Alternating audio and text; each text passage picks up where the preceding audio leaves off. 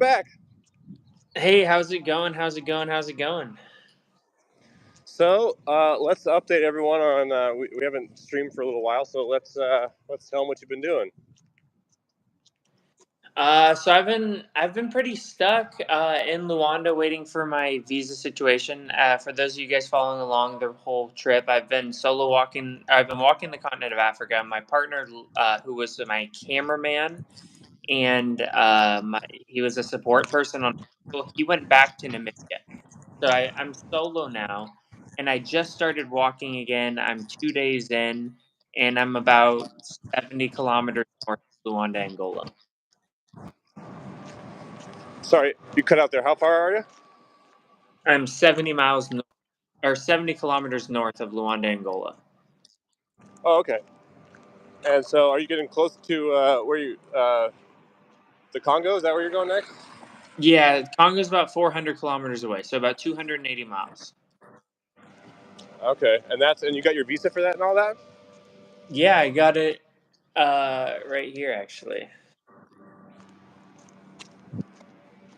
Nice. My coworker Wayne and I were laughing about your various stories trying to get that and the rudeness you experienced. Yeah, that was crazy. They just pretty much closed the door in my face, But it was crazy because I've been getting sponsored by Africell, which is a telecommunications office here. They're like Verizon or AT&T or T-Mobile, anything like that. And they have Nice. uh,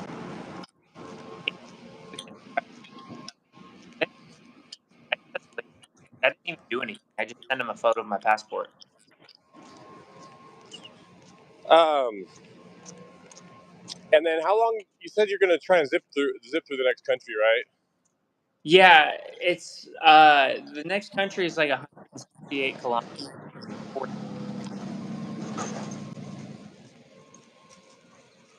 Sorry, you're cutting out a little bit. I don't know if it's on. It's probably on my end. So the whole crossing through the Democratic Republic of Congo will be 168 kilometers, which if I'm doing 40 a day, it's about 4 to 5 days. I'll be there in it'll take me under a week to cross. Oh, okay. And then what's after that?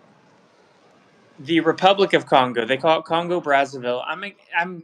It's probably for the best because of all the countries I'm going to on my trip, the Democratic Republic of Congo, from what it seems to be, is the most.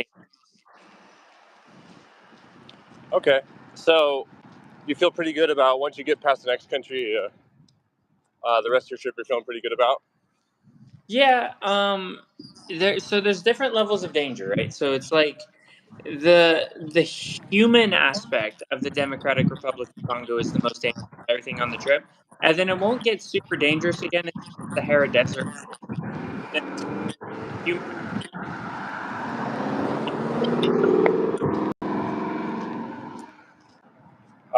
Sorry, I missed that last part.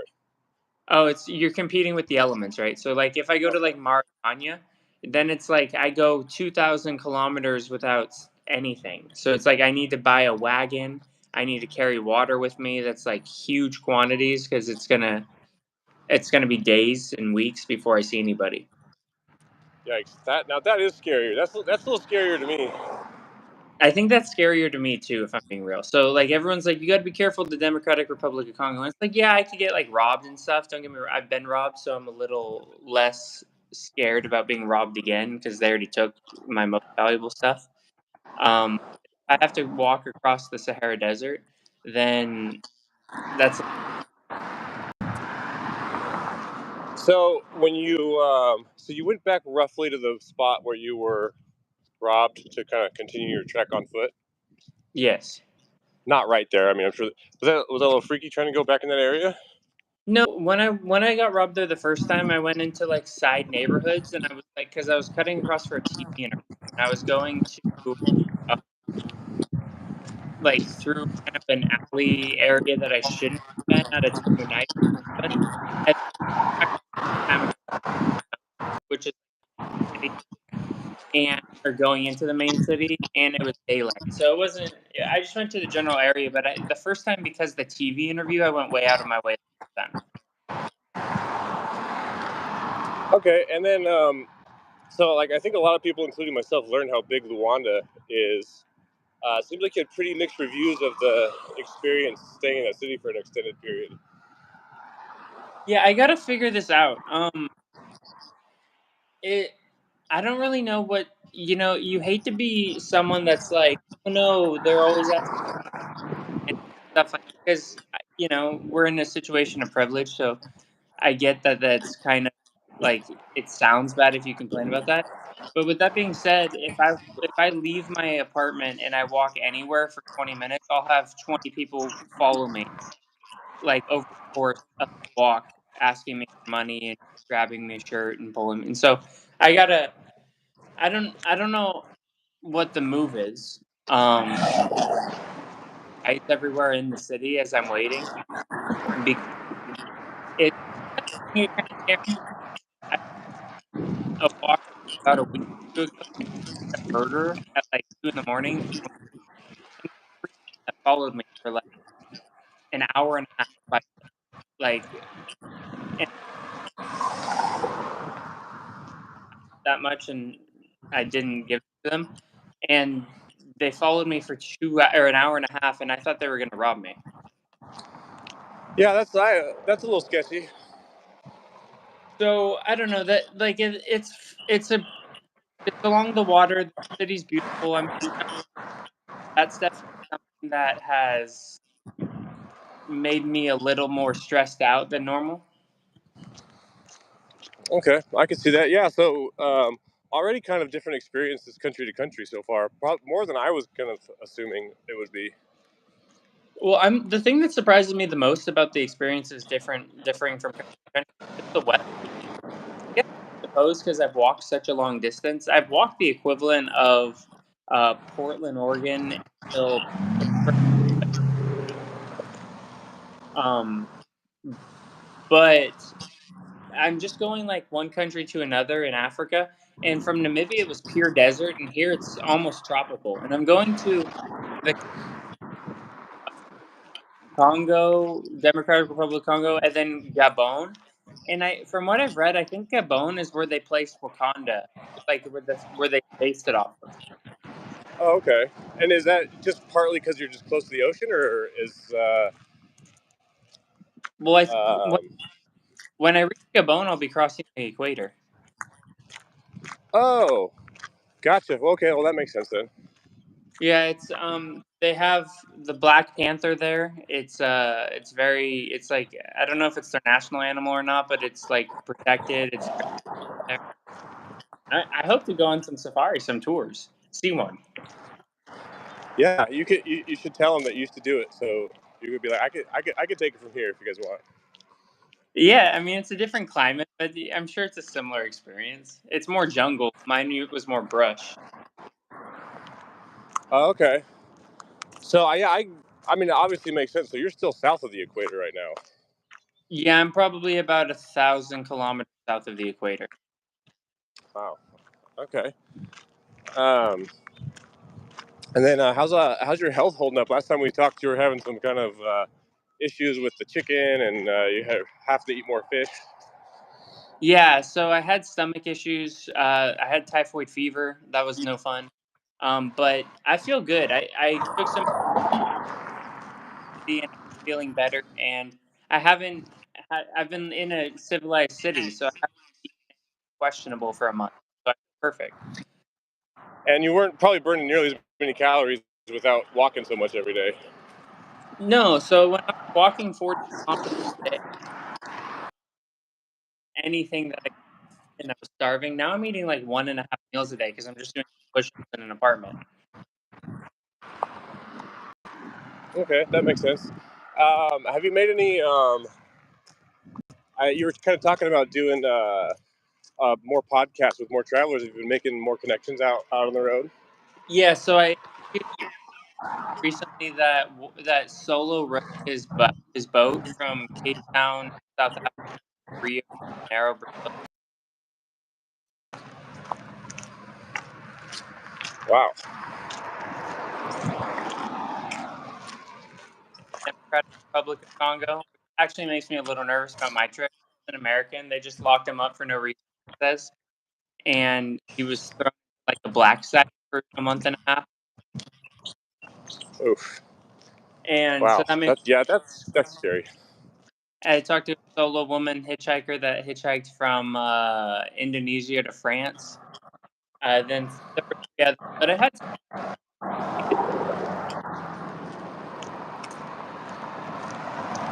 Um, I'm almost to the gym, so I can stop walking. But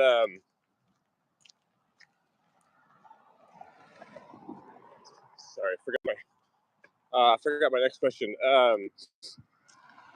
And then is on mental health and raising awareness. How's your mental health? Like, where are you at with that right now? I'm actually feeling about as good as I felt. I'm in a good mental spot. I'm fresh. I'm rested. I haven't. I haven't stressed out about anything, but I also haven't been walking for the last month. So it'll be interesting when I walk. I usually and Yeah, this might have been a pretty good little reset recharge for oh you. yeah, I had lost like 22. Probably gained about 10 of it back, and my mind's better. And um, Would,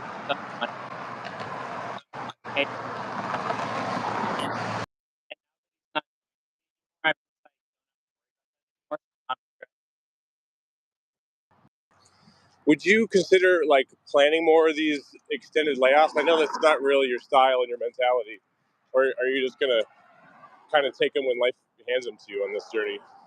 I think the second one. I think I'll take them when they come. I'm not really too keen on taking too long of time because eventually it's 6 weeks to 2 months at a time, and then maybe I'll take a week off after that.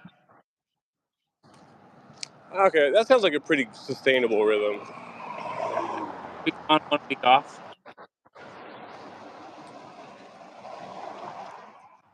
Um, and then,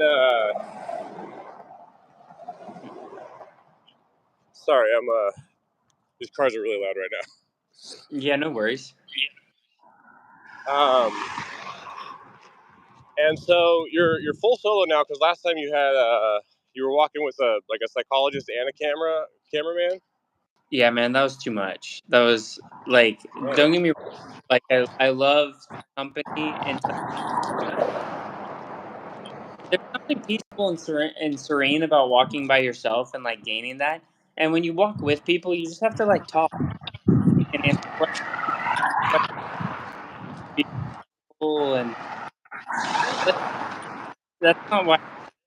And then the funny thing is, I can't tell whether people are doing this because they want publicity. People not just said that they want to join me, but have been like, okay, I'll join you tomorrow. I take many days. No, like you weren't invited. Sorry.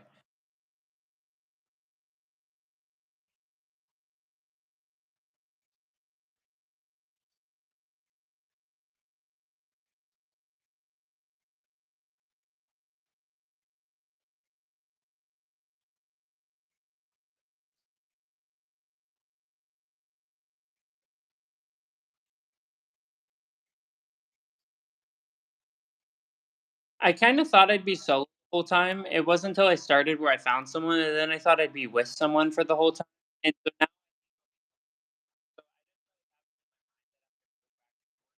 but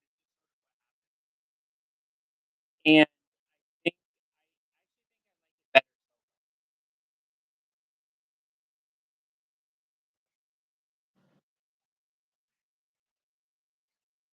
I said I think I like it better solo.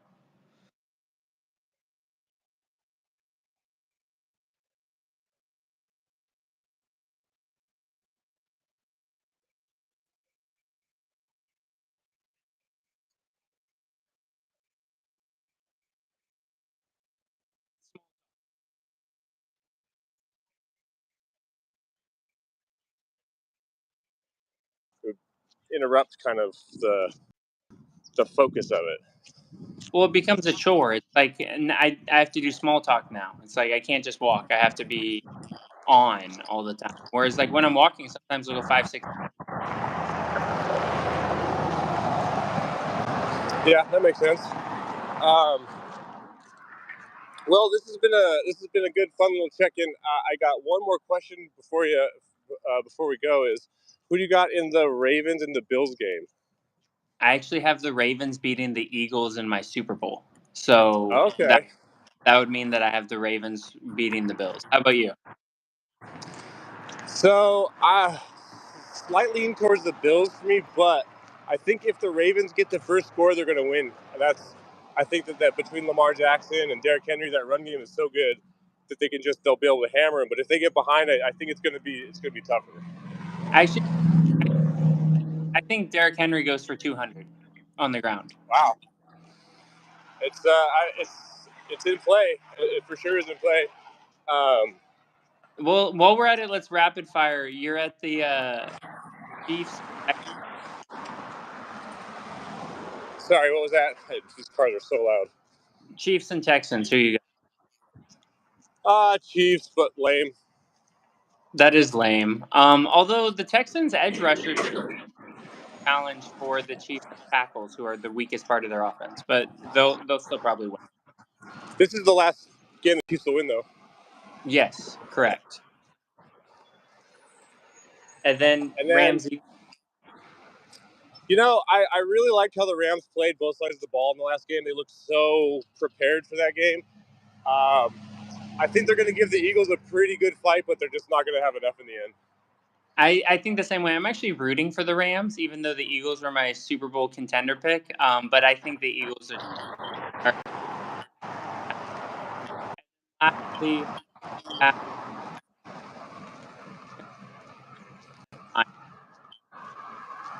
The Eagles' defense is really good. Like, I know they're good just from watching them, but I watched this breakdown on why they're so good, and it's that defense is nasty. They are.